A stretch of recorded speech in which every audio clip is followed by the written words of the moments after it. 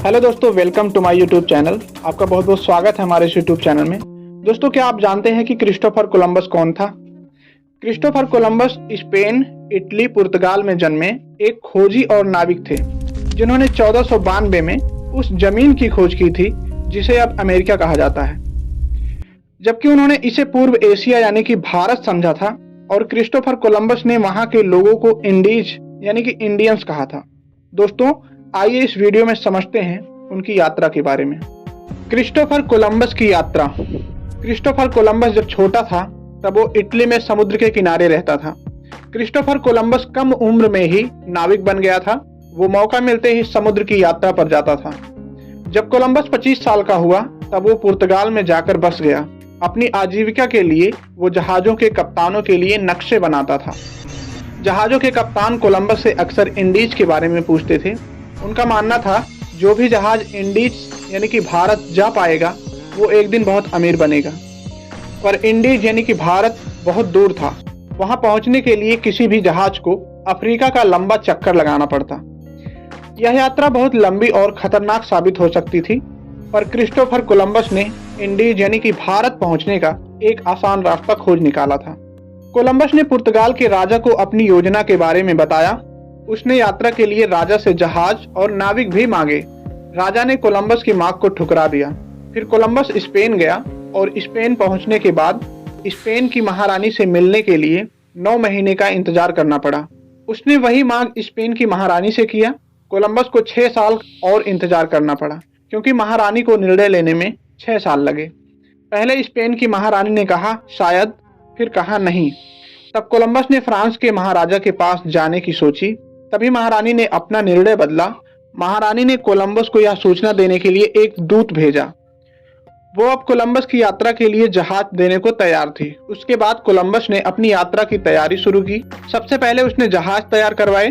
फिर उसने यात्रा में साथ जाने वाले नाविकों और लड़कों को खोजा।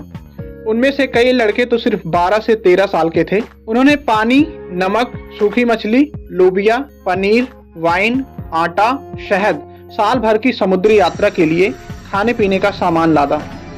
क्रिस्टोफर कोलंबस और उसके 3 जहाज नीना, पिंटा और सांता मारिया ने 3 अगस्त 1492 को स्पेन से अपनी यात्रा शुरू की। दोस्तों, इस घटना को बीते 500 साल से भी ज्यादा हो चुके हैं। जहाज कुछ समय के लिए स्पेन के कुछ द्वीपों पर रुके, जहां पर पिंटा की कुछ मरम्मत की गई। साथ में खाने पीने का सामान भी लादा गया। वे वहां महीनों भर रुके थे। फिर उन्होंने इंडीज की तलाश में पश्चिम की ओर अपनी यात्रा दोबारा शुरू की। जहाज पर नाविकों को कुछ खास काम करना होता था और सबसे छोटा लड़का रेत पर घड़ी लगाकर अपनी नजर रखता था और हर आधे घंटे में लोगों को समय बताता था। जहाज पर नाविकों को दिन में सिर्फ एक बार ही गर्म खाना मिलता था। बाकी समय वो कुछ नाश्ता करते, सूखी नमकीन, मछली या फिर बिस्कुट खाते थे। कभी कभी वे जिंदा मछलियों को पकड़कर भी खाते हैं। हर जहाज का कप्तान पलंग पर सोता था।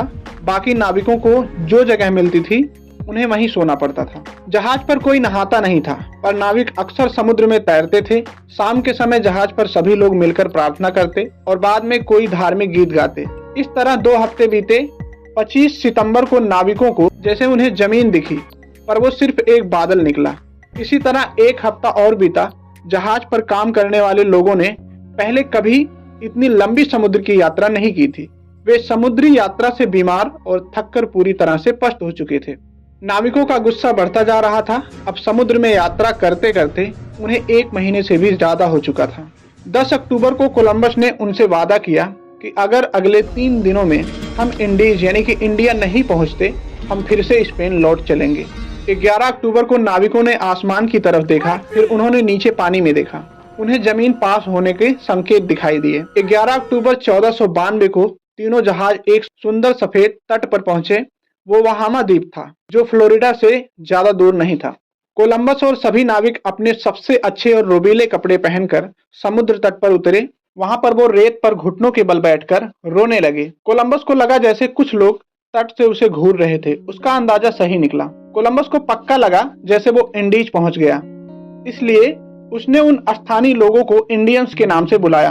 कोलंबस ने उन इंडियंस को कुछ लाल टोपियां, कांच के मोती और पीतल की घंटियां भी भेंट की। द्वीप के लोगों ने कोलंबस और नाविकों को तोते, भाले और कुछ सूती धागे दिए। उन्होंने एक दूसरे से इशारों और संकेतों में बात किए। द्वीप के कुछ लोगों ने अपनी नाक में सोने के छल्ले पहने थे। कोलंबस ने उनसे पूछे कि वो सोना कहाँ से लाए। उन इंडियंस ने उन्हें सोने की खदानों के बारे में बताया। फिर अगले 2.5 महीनों तक कोलंबस और उसके आदमी सोना खोजते रहे। उन्होंने कई द्वीप और टापू खोजे। वहाँ उन्हें कुछ ऐसी चीजें दिखी जिन्हें उन्होंने पहले कभी नहीं देखा था, जैसे मक्के का खेत, शकरकंदी, बड़ी छिपकलियां, रंग बिरंगी मछलियां, कुत्ते जो भौंकते नहीं थे, नकल करने वाली पक्षी, फूस की छत वाली झोपड़ियां, पेड़ों की तनों से बनी नावें, पर उन्हें सोना कहीं भी नहीं मिला।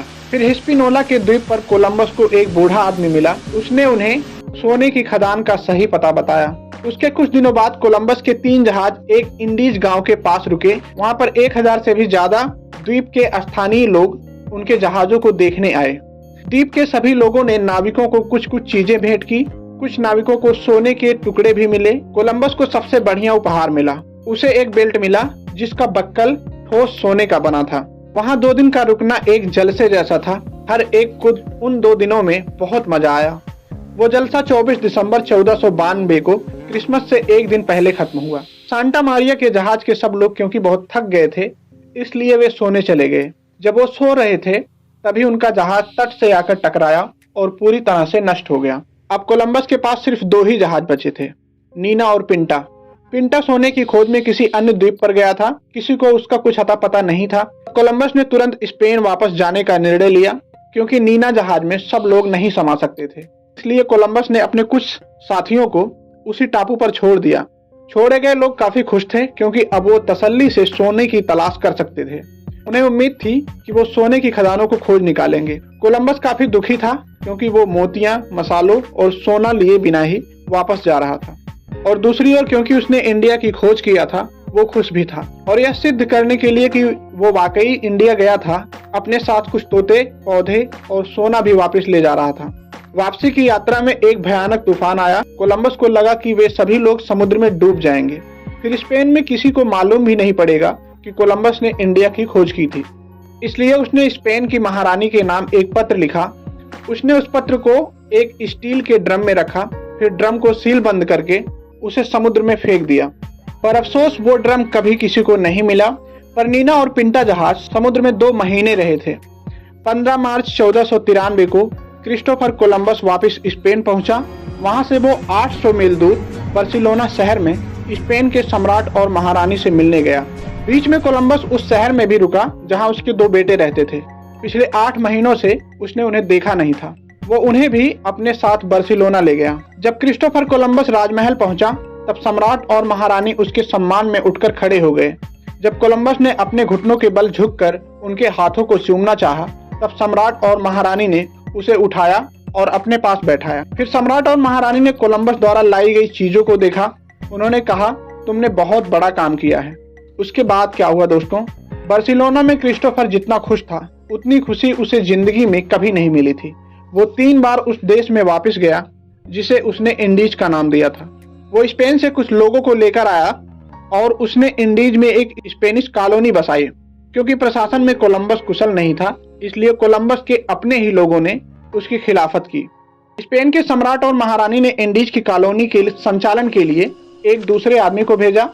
उस आदमी ने जाकर क्रिस्टोफर कोलंबस को गिरफ्तार किया और उसके हाथों पैरों में लोहे की हथकड़ियों को डालकर स्पेन वापस भेजा।